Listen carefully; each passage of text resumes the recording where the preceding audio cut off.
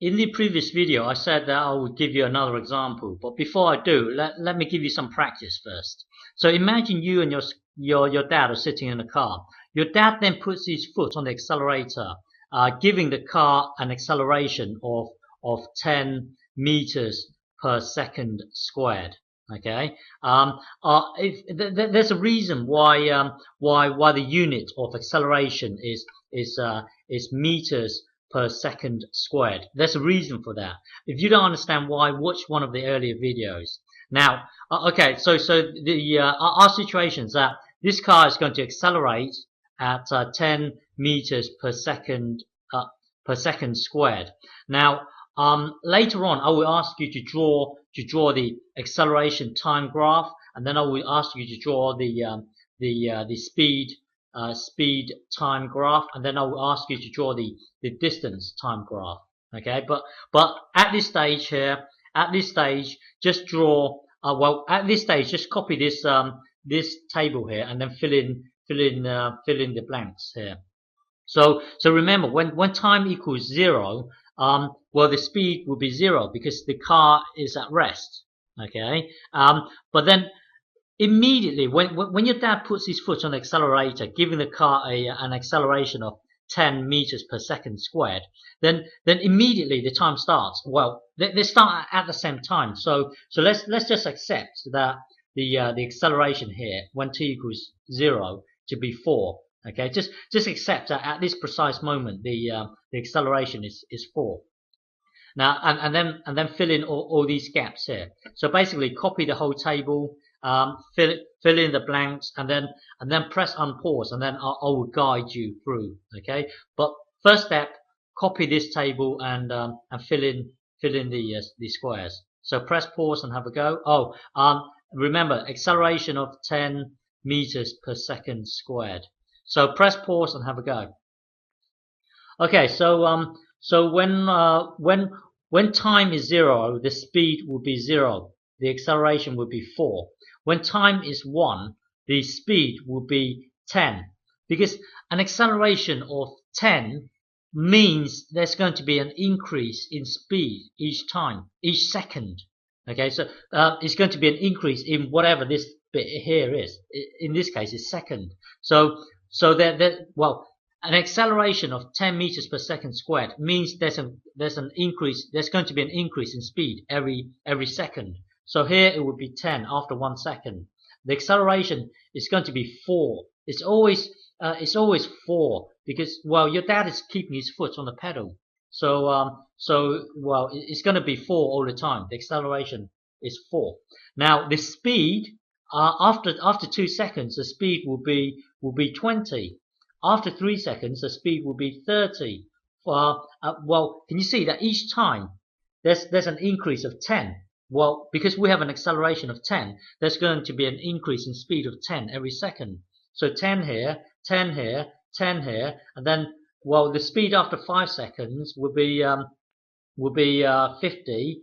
6 will be 60. Well, there's an increase in speed each time. Okay, so your table will look like this. And now, so now copy this acceleration time graph. Okay, what will the acceleration time graph look like? So press pause and have a go. Okay, so the acceleration time graph should look something like this. And then this here is 10. Okay, yeah. So your graph basically looks like this. So when you draw it, you could just do this. Acceleration, and then the measurement of acceleration is meters per second squared, and then down here time, yeah, and then just do it like this, 10. Okay, so your graph, when you sketch it, it could just look like this. Okay, now draw the speed time graph. What will your speed time graph look like? And it will be a straight line. I want you to write down the equation of that straight line as well. Whenever you have an equation of a straight line, it will be mx plus c. But somehow you've got to find out what m in this case represents, c what c is in this case, and rather than using y, maybe we can change the y to an s. So it's more meaningful. So what the y normally in maths, this is y. Normally in maths, this is x. Well, in this case, y has a meaning. Let's put the y. Let's put the s into the y. So it's like this: speed equals. Now, rather than m, we can use a for acceleration or something, or there's something meaningful that we can use instead of the m. And then x, rather than using x, use time. Put t into here. So your equation should look something like this: s blah blah blah time plus c. But what is c? Well, anyway, do whatever you have to do. Just draw the speed time graph. Okay, for our situation. Okay, so what will our speed time graph look like? So press pause and have a go. Okay, earlier the acceleration time graph looks like this. It's just this. Okay, for our situation. Now the speed time graph will actually look like this. So when you draw this, it will be a straight line. Okay, it will be a straight line like this. And if you think about it, 0 here, time is 1. Remember, 2, 3, and so on. 4, 5. Well, when time is 1, the speed is 10. When time is 2, the speed is 20.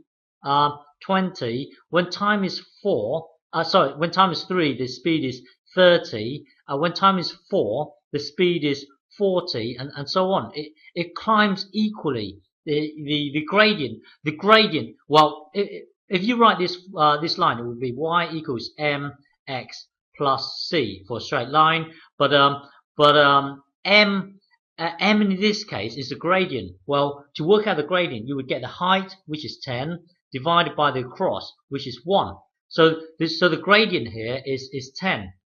Okay, it's 10. So the equation of this line is y equals 10x plus c. Now c is the intercept, which is 0. So we could plus 0, but why bother putting 0 into here? So just leave it out. So the equation of this line would be y equals 10x. But let's substitute the s into the y. So speed equals 10. Rather than using x, we can use t. Okay. Now don't forget, whenever you have a speed time graph, the gradient represents the acceleration. So in this case, the gradient here is 10. So this, in fact, is acceleration, our acceleration. So your dad's acceleration is 10, which is the gradient of this line.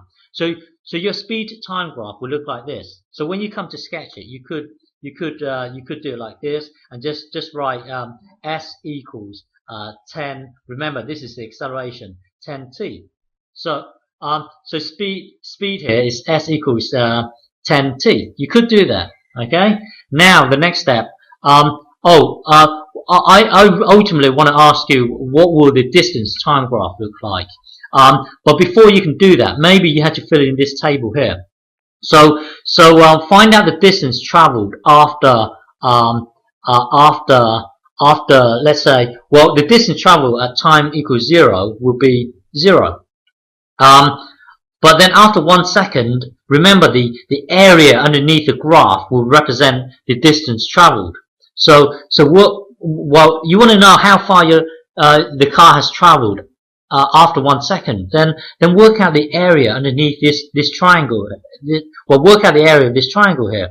Well, the height is 10, and the cross is 1. So if you want to work out this, maybe you can sketch something like this. It's going to be this here will be 1. This here will be 10. So work out the area of this thing here. So it will be 10 times 1, 10 times 1, and then divided by 2, because it's really 10 times 1 will give you this rectangle here, and then divided by 2, because it's a triangle. So divided by 2. So the distance traveled after 1 second, it will be 5 meters. And then after 2, maybe you can just quickly sketch like this. This is 1 here, 10. 2 after 2 seconds, the speed is 20. Remember, this only works when you have a speed time graph.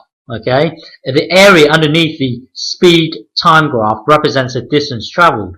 So here, because you want to know the distance traveled after 2 seconds, well, this here will be, well, 1 is here, 2 is here. So this here will be 20, this here will be 2. So you want to work out the area underneath this graph, because that would represent the distance traveled.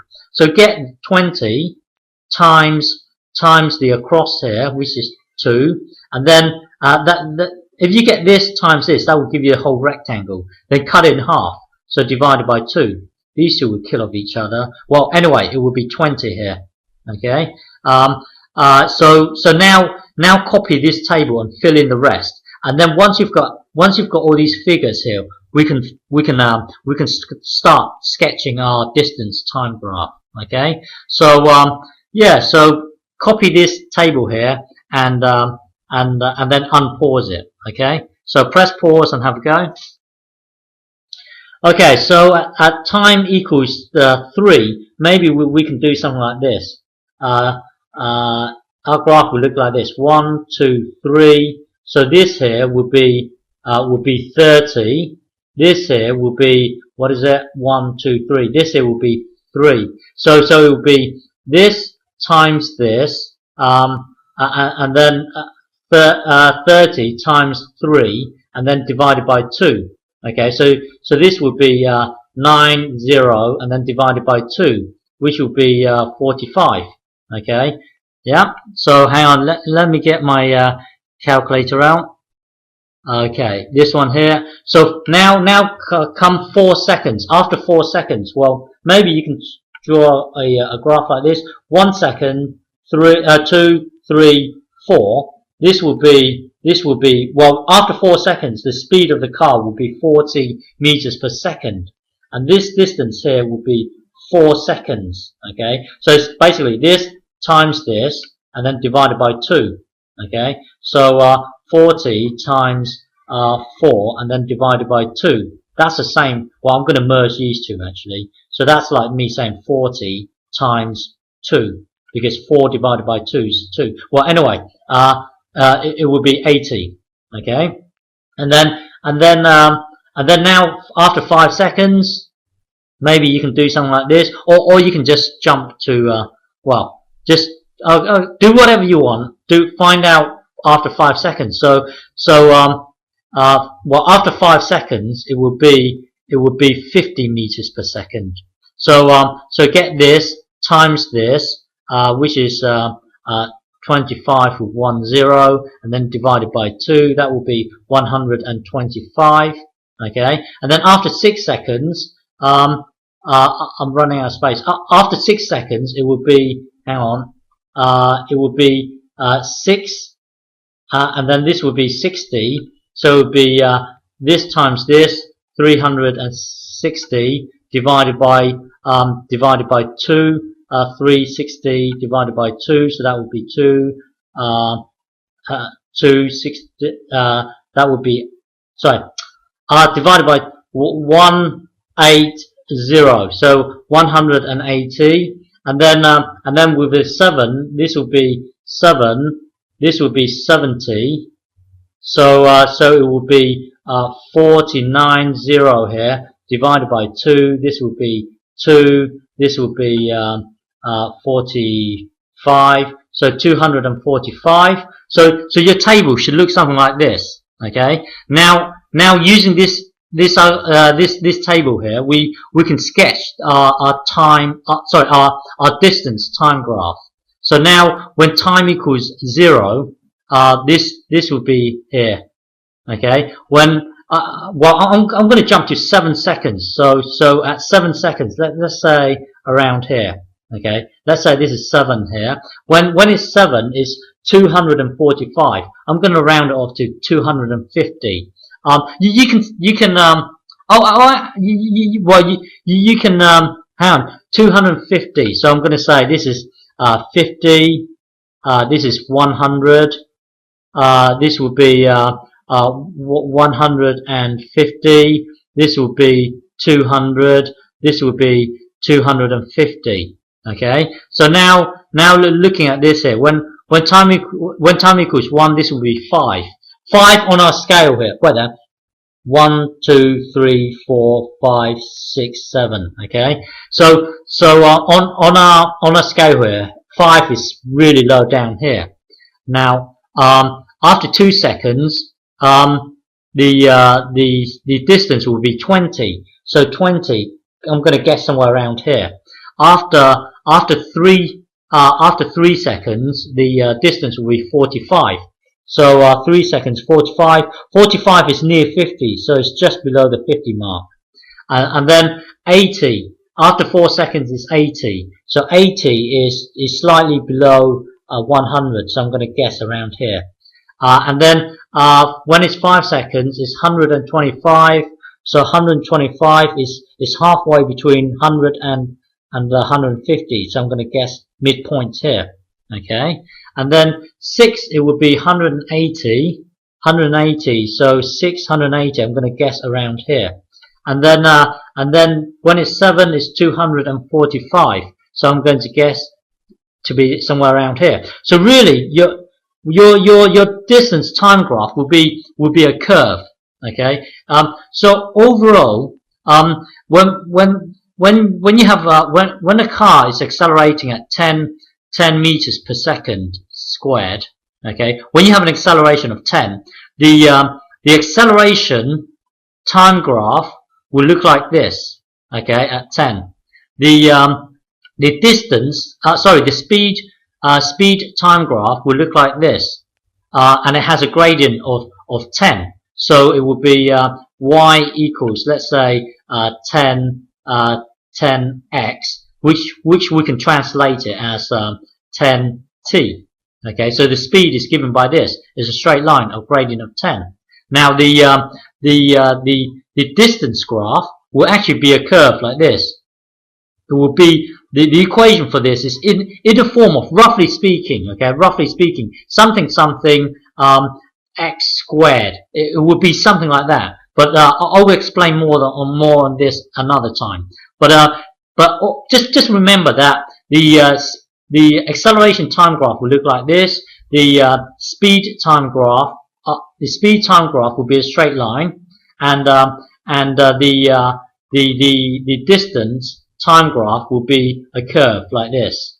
Okay, and remember always remember the speed time graph, because this is the most important one, because from this you can work out the acceleration by finding out the gradient. From this, if you work out the area underneath the graph, it tells you the distance traveled. Okay.